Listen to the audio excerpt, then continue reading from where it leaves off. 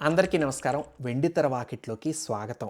మన తెలుగు భాషకి తలమానికం శ్రీ తాళ్లపాక అన్నమాచార్యుల వారు. ఆయన వెంకటేశ్వర స్వామి వారి కోసం రాసిన 32,000 సంకీర్తనలు నిజంగా ఒకదాన్ని మించింది మరొకటి అన్నట్టుగా ఉంటాయి అనడంలో ఎటువంటి సందేహం లేదు. ఆ కీర్తనల గురించి మన రీల్స్‌లో ఎప్పుడూ మాట్లాడుకుంటూనే ఉన్నాం. చూడని వాళ్ళుంటే వెంటనే వెళ్లి చూసేయండి. ఇన్‌స్టాగ్రామ్‌లో కూడా మనం రీల్స్ చేస్తూ ఉంటాం. అయితే ఈరోజు అన్నమయ్య పుట్టుకని మనకి కళ్ళకు కట్టినట్టు చూపించిన వేటూరి గారి గురించి, అలాగే అన్నమయ్య జన్మం అని ఆయన రాసిన పాట యొక్క భావం గురించి మాట్లాడుకోబోతున్నాం. అలాగే అన్నమయ్య జీవితంలో జరిగిన ఫేజెస్‌ని సినిమాలో ఏ ఆర్డర్‌లో చూపించారో ఎగ్జాక్ట్‌గా అలాగే ఈ పాటలో కూడా మొత్తం కథంతా చెప్పకనే చెప్పేస్తారు మన వేటూరి. మరెప్పటినుంచో వింటున్న పాటైనా అబ్బా! ఇంతుందా అనిపించేలా ఆయన రాశారు మరి. మీరే చూస్తారుగా. వీడియో అయితే చాలా ఇంట్రెస్టింగ్‌గా ఉంటుంది. మిస్ అవ్వకుండా జాగ్రత్తగా వినండి. అయితే ఇదే మొదటిసారి గనక నా ఛానల్ చూస్తున్నట్టయితే కొంచెం ఆ సబ్స్క్రైబ్ బటన్ ఏదో నొక్కేద్దురు. అలాగే కామెంట్ చేయడం మాత్రం మర్చిపోరుగా.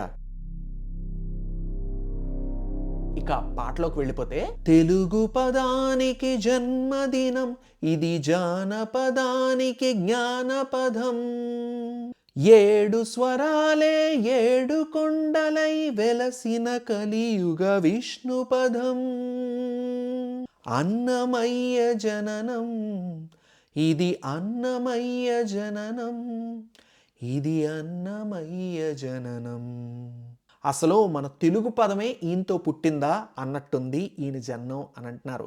జానపదం అంటే జనులు ఎక్కువగా సంభాషించుకునే భాష. ఆ భాషలోనే జ్ఞానాన్ని పంచే విధంగా పడుతున్న మొదటి అడుగిది అన్నమయ్య జన్మం అని అంటున్నారు. సంగీతంలో 7 స్వరాలు సాక్షాత్ ఆ 7 కొండలుగా వెలిసి ప్రాణం పోసుకుంటున్న సంగీత సోపానం ఇది అని అంటున్నారన్నమాట. అలాగే విష్ణువు యొక్క చిహ్నమే ఈ అన్నమయ్య అని కూడా అంటున్నారు. విష్ణు పదం అని అన్నారు కదా, అది మీరు అబ్జర్వ్ చేస్తే పదం అన్నదాన్ని ఎన్ని రకాలుగా వాడారో చూడండి. పదం అనే దానికి రకరకాల అర్థాలు వస్తాయి. లైక్ అడుగు, ఒక పదము లేదా చిహ్నము ఇలాగా. ఇక్కడ పదం అన్న ప్రతిసారి వేరే వేరే అర్థాలు ధ్వనించారా రాశారు మన వేటూరి. ఇక్కడ ఇందాక చెప్పాను కదా ఫేజెస్ అని. ఇక్కడ మనకి ఫేజ్ 1 మొదలవుతుందన్నమాట ఇందులో. అదేంటంటే అసలు అన్నమయ్య విష్ణుమూర్తిలో ఒక భాగమే అని చెబుతూ అన్నమయ్య జన్మానికి గల కారణాన్ని ఈ లైన్స్లో చెప్పారు.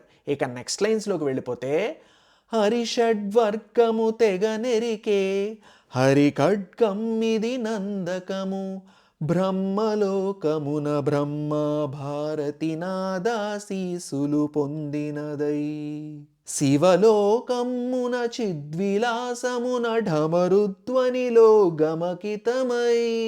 కలియుగంలో అరిషడ్వర్గాలు మనందరిలోనూ ఉంటాయి. అంటే కామ, క్రోధ, మోహ, లోభ, మద, మత్సరాలు అన్నమాట.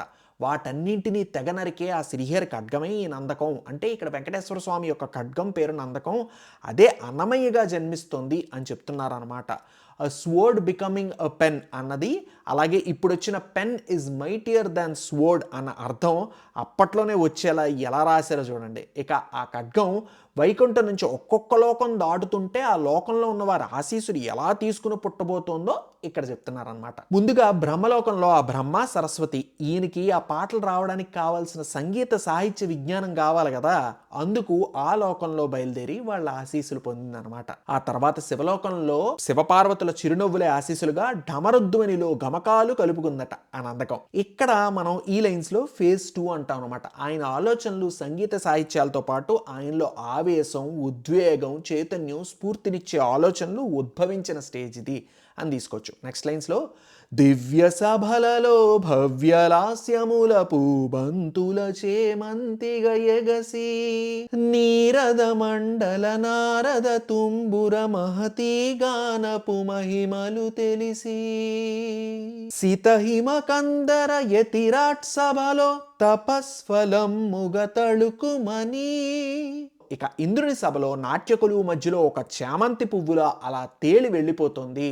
ఆ నారదుడు, తుంబురుడు లాంటి భక్తులు ఆర్తితో గానం చేస్తుంటే అవన్నీ వింటూ ఆ నారదుని మహతి అనబడే వీణానాదం యొక్క గొప్పతనం తెలుసుకుంది.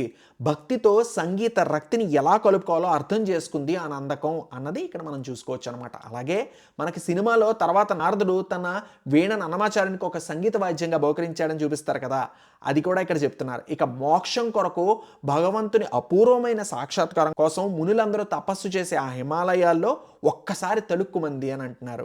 దీన్ని ఫేజ్ 3గా మనం తీసుకోవాలి. ఎందుకంటే ఇంద్రసభ నుంచి నారదాదుల వైపుగా వెళ్ళడం అంటే అలా జీవితంలో సంసార లాలిత్యాలు సుఖభోగాలు ఒక భాగమే. తన పెళ్లి సంసారం అలా సాగే జీవిత భాగం నుంచి సంగీతం వైపుగా ఆరాధన వైపుగా ఆయన దృష్టి ఎలా మళ్ళింది అంటే రక్తి నుంచి భక్తి మార్గం ఎలా పట్టాడు అన్నది.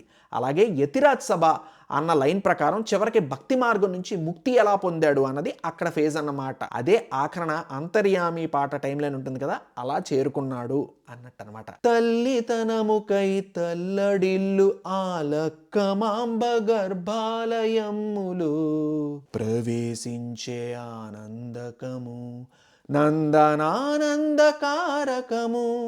అన్నమయ్య జననం ఇది అన్నమయ్య జననం.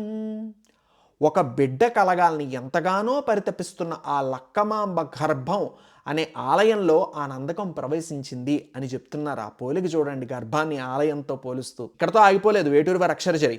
నందనానందకారకం అంటారంటే ఆ ఖడ్గం పేరు నందకం, అలాగే వారికి కొడుకు పుట్టబోతున్నాడనే విషయాన్ని అక్కడ నందనానందకారకం అని ప్రస్తావించారు. నిజంగా ఎలా తారసపడతాయండి ఇలాంటి పదాలు. మహానుభావుడికి ఇలాంటి ఆలోచనలు భలేగా వస్తాయి. అలా మొదలైంది ఆ అన్నమయ్య జన్నం అని ఇక్కడ చెప్తున్నారు. పద్మావతి ఏ పురుడు పోయగా పద్మాసనుడే ఉసురు పోయగా విష్ణు తేజమై నాదబీజమై ఆంధ్ర సాహితీ అమర కోసమై అవతరించెను అన్నమయ అసతోమా సద్గమయ. ఆ పద్మావతీదేవి మంత్రసానిగా మారువేషంలో వచ్చి పురుడు పోసిందని చూపించారు. అలాగే పద్మాసనుడే అంటే ఆ బ్రహ్మే ఆయనకి ప్రాణం పోసింది అన్నట్టు చెప్తున్నారు. విష్ణుమూర్తి యొక్క తేజస్సును తీసుకుని ఆ సంగీత నాదాన్ని తన పుట్టుకతోనే బీజం అంటే రూట్స్లో తనతో పాటు ఆకలింపు అంటే ఎంబైబ్ చేసుకున్నాడు ఈ అన్నమయ్య అని చెప్తున్నారు. మన తెలుగు సాహిత్యానికి ఒక అమర కోసం అంటే ఇక్కడ మనకి రెండు అర్థాలు ఉన్నాయి. ఒకటి ఎప్పటికీ తరగని నిధి అని అంటున్నారు ఈయన్ని. అలాగే కత్తి వర అంటే కత్తి పెట్టే ప్లేస్. ఈయన ఆ నందకం ఖడ్గమే కదా, అంటే తెలుగు భాష అనే అత్యంత గొప్పదైన వరలో ఒదిగిపోయే ఖడ్గం లాంటి వాడు ఈ అన్నమయ్య అన్నట్టు కూడా అర్థం వచ్చేలా రాశారు ఇక్కడ. నమస్కారం అండి. ఇంకేం చెప్పలేము వేటూరి గారి గురించి ఇంతకన్నాను గొప్పగా.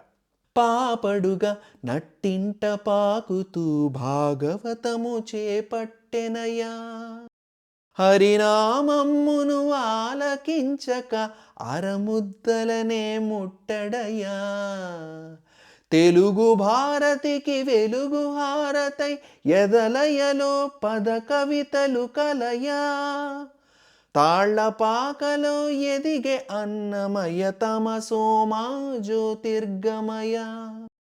చిన్నప్పుడే అన్నప్రాసన రోజే భాగవతం చేతబట్టి ఆ విష్ణుమూర్తి అంటే ఎంత భక్తో నిరూపించుకున్నాడు. అక్కడతో ఆగాడా అంటే ఆ శ్రీహరి పేరు వినకపోతే గోరుముద్దలు కూడా ముట్టుకోడయ్యా ఈ అన్నమయ్య అని అంటున్నారు. ఎంత అద్భుతమో. తన మనస్సులో కలిగే కవితలతో మన తెలుగు కళామ్మ తల్లికి వెలుగు హారతనివ్వడానికే పుట్టాడు ఈయన అంటున్నారు. ఎంత గొప్పగా చెప్పారో.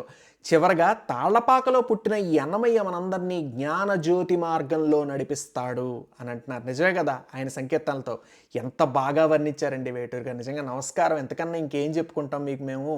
అంతే కదా, అన్ని కీర్తనలు రాసిన అన్నమయ్య జన్మరహస్యాన్ని కూడా ఒక కీర్తనలా రాయకపోతే ఎలా అనుకున్నారేమో మరి వేటూరు గారు. అందుకే ఇంత అద్భుతంగా రాశారు.